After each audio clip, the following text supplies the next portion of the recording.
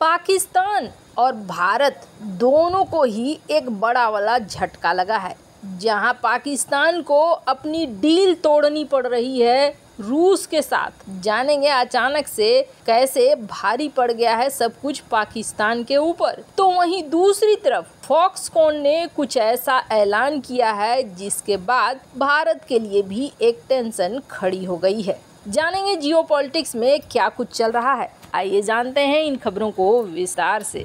एक खबर बहुत ज़्यादा चर्चा में आई थी और भारत के लिए ये एक बहुत बड़ी खुशखबरी थी, क्योंकि फॉक्सकॉन ग्रुप और भारत के वेदांता ग्रुप इन दोनों ने मिलकर एक बड़े प्रोजेक्ट के लॉन्च की घोषणा की थी।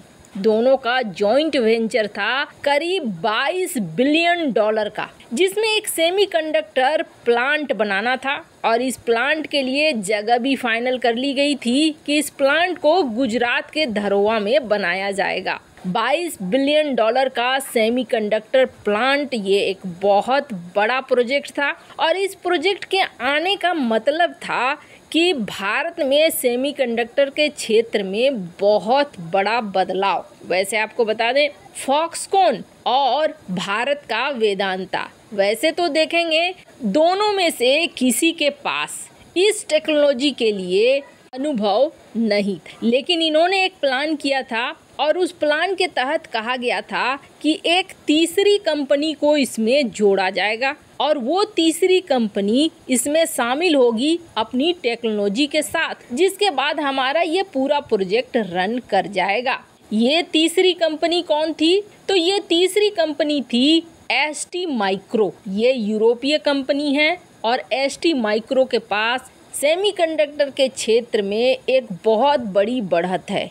इन्हें बहुत ही अच्छे से नॉलेज है, बहुत अच्छी जानकारी है। ST माइक्रो को लेकर बातचीत शुरू हो गई और ये जो ST माइक्रो है, इसके यहाँ पर एंट्री के बाद थोड़ी सी समस्या भी खड़ी होने लगी। ST माइक्रो बोर्ड में आना चाहता था कि ठीक है, वेदांता और फॉक्सकॉन ने मिलकर इस प्रोजेक्ट को लॉन्च करा है तो हम इस प्रोजेक्ट के हिस्सेदार के रूप में आने को तैयार हैं, पर इन्होंने ये दिलचस्पी नहीं दिखाई कि हमें भी पार्टनरशिप में रख लो। पर भारत ने यहाँ पर थोड़ा सीन को, ST माइक्रो इस प्रोजेक्ट का हिस्सेदार नहीं बनना चाहता था और न ही फॉक्सकॉन इसे अपना हिस्सेदार बनाना चाहता था, लेकिन भारत सरकार ये चाहती थी कि ST माइक्रो को भी पार्टनर के तहत इस प्रोजेक्ट में शामिल किया जाए। हालांकि भारत सरकार क्यों चाहती थी? भारत सरकार इसलिए चाहती थी क्योंकि ST माइक्रो अगर पार्टनर बन जाता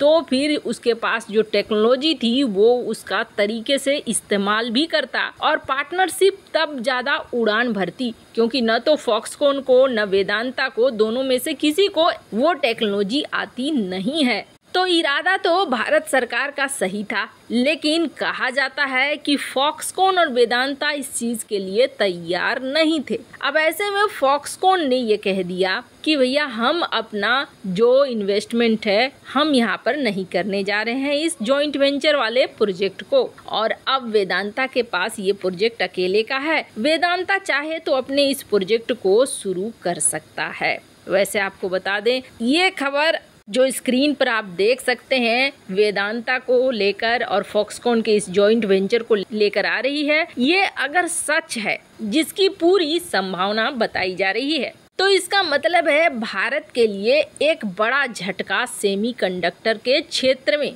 क्योंकि इससे पहले भी भारत को एक झटका लग चुका है और ये झटका लगा है इंटेल और ICMC के प्रोजेक्ट को लेकर, जिसमें ICMC प्रोजेक्ट भी अटक चुका है क्योंकि टावर नाम की कंपनी के साथ हुआ था टाई अप, पर वहाँ इंटेल ने टावर को खरीद लिया और इसके बाद इंटेल ने ये कहा है कि चिप मैन्युफैक्चर करना है, सेमीकंडक्टर बनाना है, तो इस $3 बिलियन वाले प्लान में आपको फिर से एप्लीकेशन देना होगा।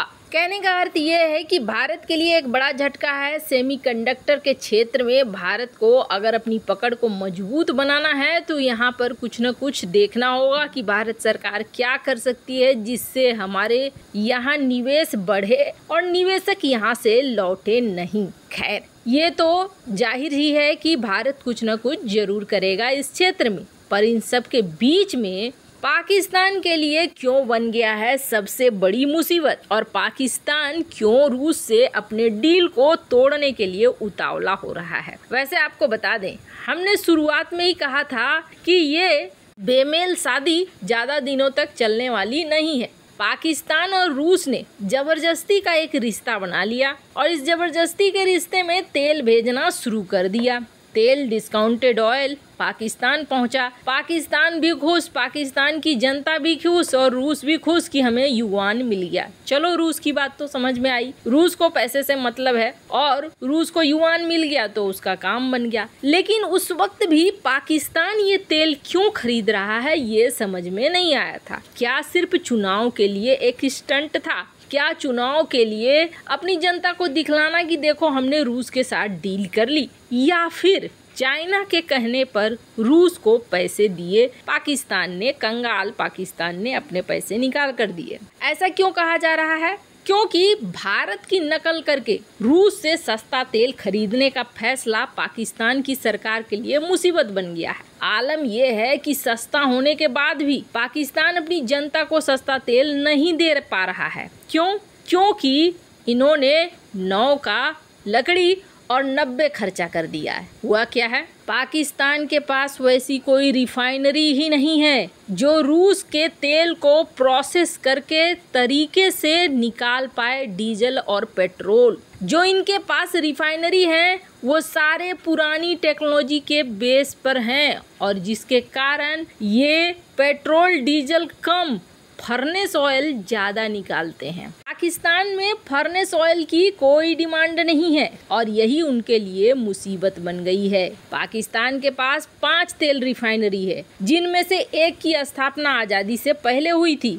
2 रिफाइनरी की स्थापना 60 साल पहले हुई थी। 2 और तेल रिफाइनरी में से एक पुरानी तकनीक पे चलती है। दूसरी रिफाइनरी जिसमें सरकार की 60% हिस्सेदारी है, वहाँ सरकार ने दशकों से पैसा नहीं लगाया है। पाकिस्तान ने पिछले महीने रूस से सस्ता तेल खरीदा था, लेकिन इसका फायदा जनता को मिला ही नहीं। कहा जा रहा है पाकिस्तान रिफाइनरी लिमिटेड जो तेल साफ करती है उनमें फर्नेस तेल ज़्यादा निकल रहा है, पेट्रोल डीजल कम रह रहा है। तो करे क्या? सारी चीजें इस वक्त जो इंफ्रास्ट्रक्चर है पाकिस्तान की वो ऐसी है कि इसमें पाकिस्तान को अगर पेट्रोल और डीजल निकालना है ना तो $5 अरब का खर्चा करना पड़ेगा इन रिफाइनरियों में, तब जाके उन्हें पेट्रोल और डीजल मिलेगा। अब जरा सोचिए, पाकिस्तान को उम्मीद थी कि भारत की नकल करके वो आगे बढ़ जाएगा, पर कहते हैं ना, नकल करने के लिए भी अकल चाहिए। यहाँ बंदर के हाथ में उस्तरा लगा और उसने खुद को ही अच्छी तरीके से मुड़ लिया है। अब चूंकि जनता को सस्ते तेल तो मिले नहीं और चुनाव भी पास आ गया है, समस्या ज्यादा बुरी हो गई है। वैसे इन सब मामले में आपकी क्या राय है? अब डील होने की संभावना नहीं दिख रही है रूस पाकिस्तान की। कमेंट कर अपनी राय जरूर बताएं। जल्द मिलते हैं अगले वीडियो में नई खबर के साथ।